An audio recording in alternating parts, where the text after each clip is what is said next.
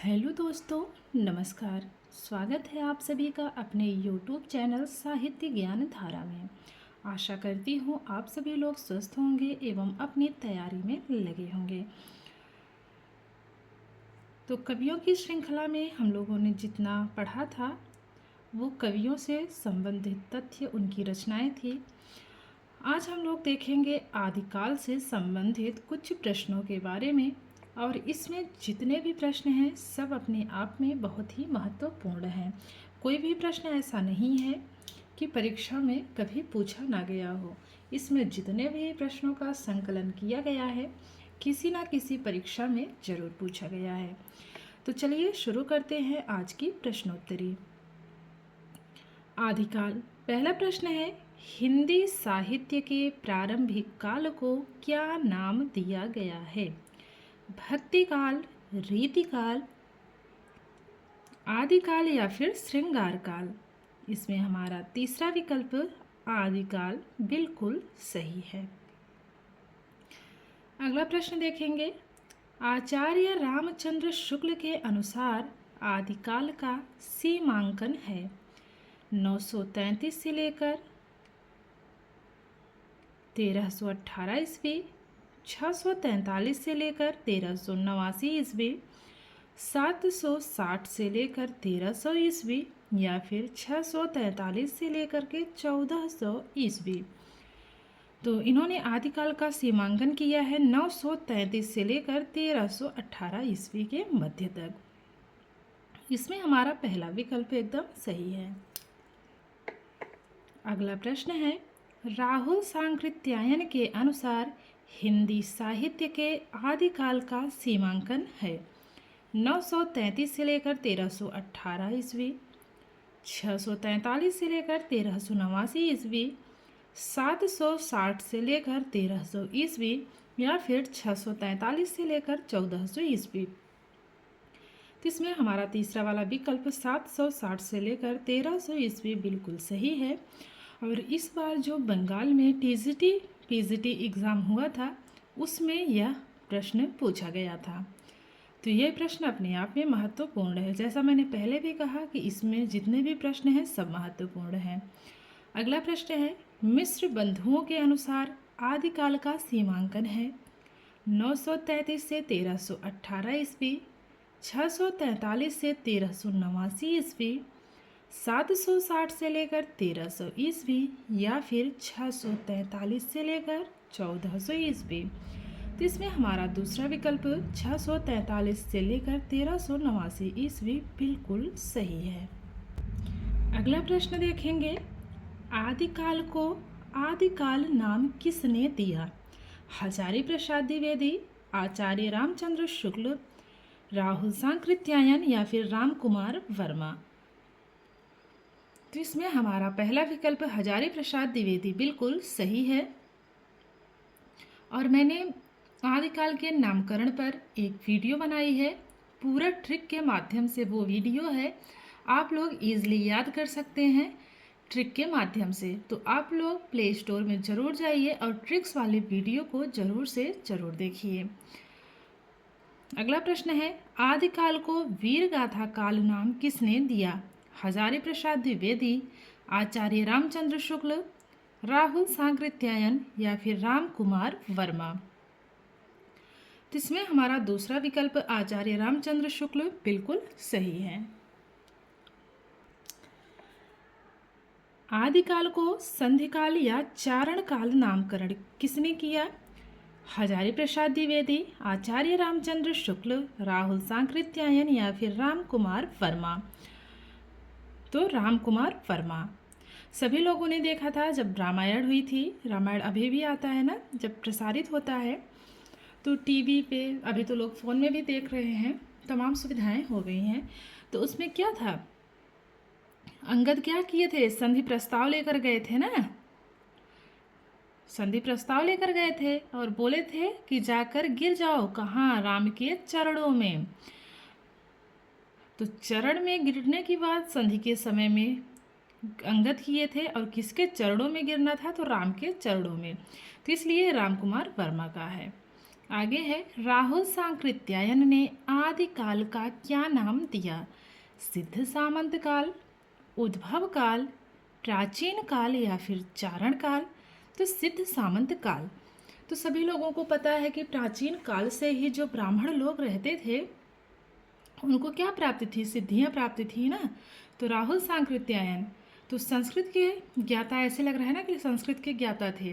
तो जो विद्वान लोग रहते थे पहले, ऋषि मुनि रहते थे जिनके पास सिद्धियां रहती थी, वो क्या रहते थे? संस्कृत के ज्ञाता रहते थे ना। तो राहुल सांकृत्यायन कहेंगे। आगे है, जॉर्ज ग्रियर्सन के अनुसार आदिकाल का सीमांकन है। अब देखेंगे इनके अनुसार क्या माना जाता है। ग्रियर्सन के अनुसार विकल्प है 933 से 1318 ईस्वी, 643 से लेकर 1389 ईस्वी, 760 से 1300 ईस्वी, 643 से 1400 ईस्वी। तो ग्रियर्सन ने 643 से 1400 ईस्वी माना है। हमारा चौथा विकल्प इसमें सही है। अगला प्रश्न देखेंगे, जॉर्ज अब्राहम ग्रियर्सन ने आदिकाल को क्या नाम दिया? सिद्ध सामंत काल, उद्भव काल, प्राचीन काल या फिर चारण काल? तो इन्होंने कहा है चारण काल। जो अब्राहम क्या किए? चरणों में गिर गए, चरणों में गिर गए। किसके? ईश्वर के। आगे है, शंभुनाथ सिंह ने आदिकाल को क्या नाम दिया? सिद्ध सामंत काल, उद्भव काल, प्राचीन काल या फिर चारण काल? तो शंभुनाथ ने कहा है प्राचीन काल। तो प्राचीन समय से सबके यहाँ किसकी पूजा होती आई है? शंभु की होती आई है ना। प्राचीन काल से ही शंभु की लोग पूजा करते आ रहे हैं। तो इस ट्रिक से याद कर लेंगे। मैं फिर से कह रही हूँ कि मैंने एक वीडियो अपलोड की है और उसमें आदिकाल, भक्ति काल की बहुत सारी वीडियोस ऐसी हैं जो ट्रिक के माध्यम से हैं, आप लोग ईज़िली याद कर सकते हैं। और प्लेलिस्ट में जाइएगा तो उस फाइल का नाम है ट्रिक्स वाली वीडियो। आप लोग ट्रिक्स वाली वीडियो पे जब जाएंगे तो उसमें आपको बहुत सारी ट्रिकी वीडियोस मिल जाएंगी। चलिए अगला प्रश्न देखते हैं। महावीर प्रसाद द्विवेदी ने आदिकाल को क्या नाम दिया? बीज वपन काल, उद्भव काल, प्राचीन काल या फिर चारण काल? तो अहिंसा के बीज किसने बोए थे? महावीर जी ने बोए थे ना। बुद्ध जी ने उपदेश दिया था, उन्होंने क्या? अहिंसा का बीज बोया था ना। तो बीज वपन काल कौन कहेंगे? महावीर प्रसाद द्विवेदी कहेंगे। आगे है, मिश्र बंधुओं ने आदिकाल को क्या नाम दिया है? अपभ्रंश काल, प्रारंभिक काल, आरंभिक काल या फिर अंधकार काल? तो जब हम लोग कोई चीज़ आरंभ करते हैं तो उसमें लगता है ना कि समस्त सामग्री क्या है, एक में मिश्रित है, मिश्र है ना। पहले समझ में नहीं आता, जैसे लगता है सब कुछ मिला हुआ है, इस तरीके से लगता है। तो आरंभिक काल मिश्र बंधुओं ने कहा है। अगला प्रश्न देखेंगे, धीरेन्द्र वर्मा ने आदिकाल को क्या नाम दिया है? अपभ्रंश काल, प्रारंभिक काल, आरंभिक काल या फिर अंधकार काल? तो धीरेन्द्र वर्मा ने कहा है अपभ्रंश काल। धीरेन्द्र वर्मा ने क्या कहा है? अपभ्रंश काल कहा है। आगे है, आदिकाल को अपभ्रंश काल नाम किसने दिया था? डॉक्टर बच्चन सिंह, चंद्रधर शर्मा गुलेरी, आ और बा दोनों या फिर मोहन अवस्थी? तो आ और बा दोनों, डॉक्टर बच्चन, चंद्रधर शर्मा गुलेरी। तो आदिकाल को अपभ्रंश काल 3 लोगों ने नाम दिया था। किसने किसने? धीरेन्द्र वर्मा ने, डॉक्टर बच्चन सिंह ने और चंद्रधर शर्मा गुलेरी ने। तो इसको एक ट्रिक से याद करेंगे कि बच्चे को धीरे से गुलेल मारो, ठीक है, ऐसे करेंगे। या फिर ऐसे कर सकते हैं, बच्चे ने धीरे से गुलेल मारी, ऐसे कह सकते हैं। तो आदिकाल को अपभ्रंश काल किसने किसने कहा है? बच्चन सिंह, चंद्रधर शर्मा गुलेरी और धीरेन्द्र वर्मा। बच्चे ने धीरे से गुलेल मारी तो बच्चे से हो गए बच्चन सिंह, और धीरे से हो गए धीरेन्द्र वर्मा, गुलेल मारी से हो गए चंद्रधर शर्मा गुलेरी। चलिए आगे देखते हैं अगला प्रश्न। पृथ्वीनाथ कमल कुल श्रेष्ठ ने आदिकाल को क्या नाम दिया? अपभ्रंश काल, प्रारंभिक काल, आरंभिक काल या फिर अंधकार काल? तो अंधकार काल कहा है किसने? पृथ्वीनाथ कमल कुल श्रेष्ठ ने। तो ये बताइए, पृथ्वी पर कमल अंधेरे में खिल सकता है? नहीं खिल सकता ना। तो पृथ्वीनाथ कमल कुल श्रेष्ठ, पृथ्वी पर कमल अंधेरे में खिल सकता है? सीधा सा जवाब है नहीं खिल सकता। तो अंधकार में कमल नहीं खिलेगा। पृथ्वीनाथ कमल कुल श्रेष्ठ ने क्या कहा है? अंधकार काल कहा है। अगला प्रश्न है, किस इतिहासकार ने आदिकाल को प्रारंभिक काल अथवा शून्य नाम दिया है? डॉक्टर बच्चन सिंह, चंद्रधर शर्मा गुलेरी, गणपति चंद्रगुप्त या फिर मोहन अवस्थी? तो जब हम कोई पूजा या कुछ भी प्रारंभ करते हैं तो सबसे पहले किसका आह्वान किया जाता है? गणपति का आह्वान किया जाता है ना, गणपति जी को बुलाया जाता है। तो शून्य, और उनकी जो सूंड होती है वो कैसे मुड़ी रहती है? एकदम गोल से मुड़ी रहती है शून्य के जैसे ना। तो प्रारंभिक काल अथवा शून्य काल नाम देंगे गणपति चंद्र गुप्त जी। हमारा तीसरा विकल्प सही है।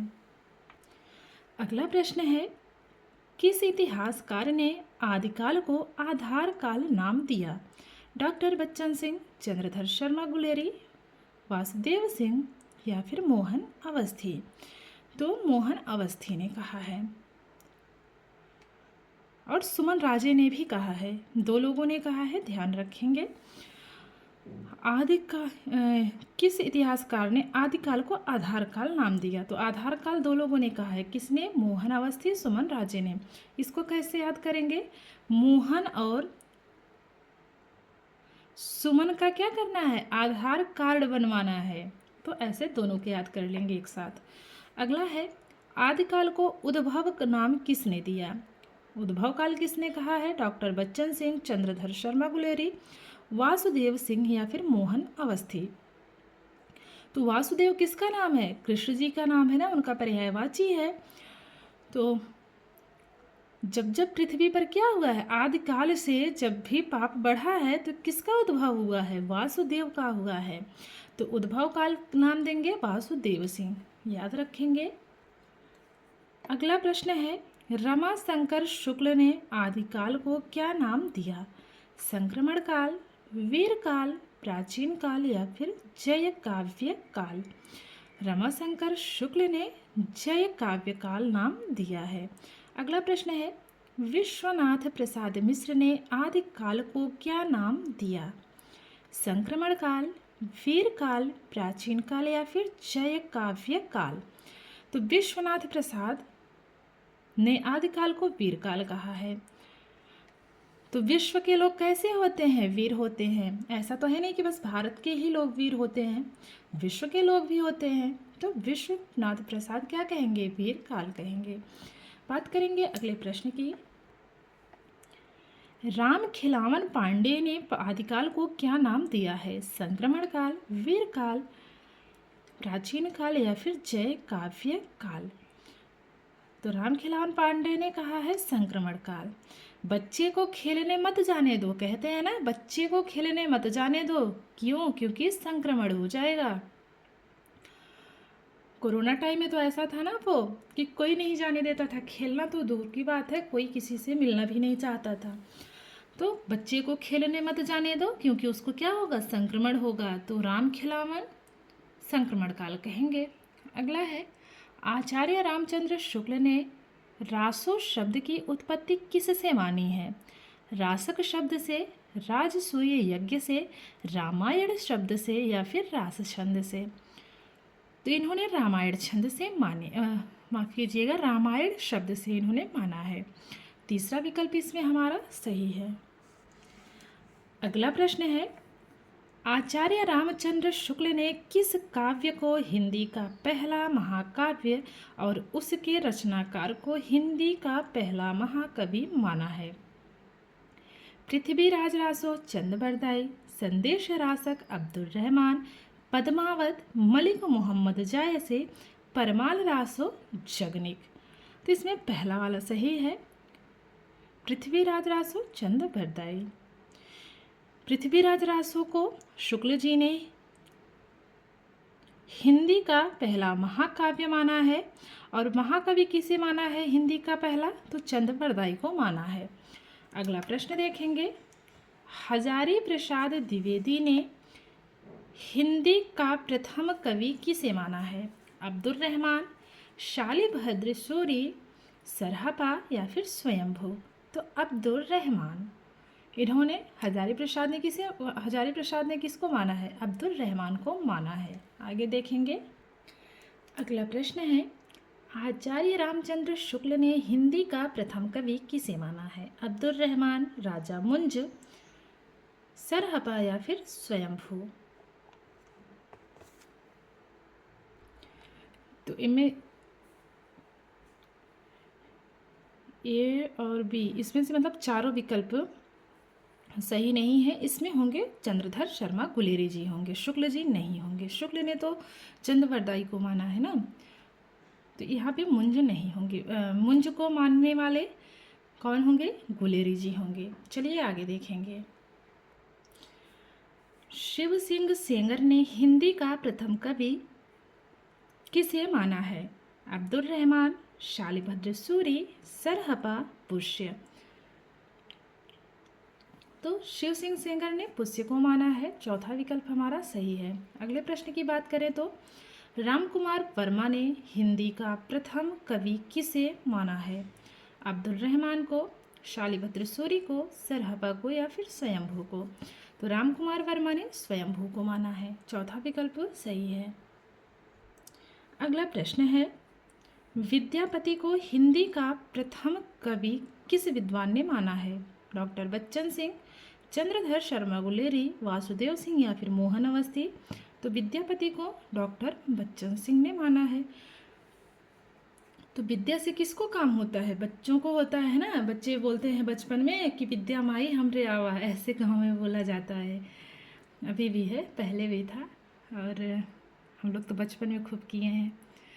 एक प्रश्न ये छूट रहा था ऊपर, इसको भी देखते हैं। राहुल सांकृत्यायन ने हिंदी का प्रथम कवि किसे माना है?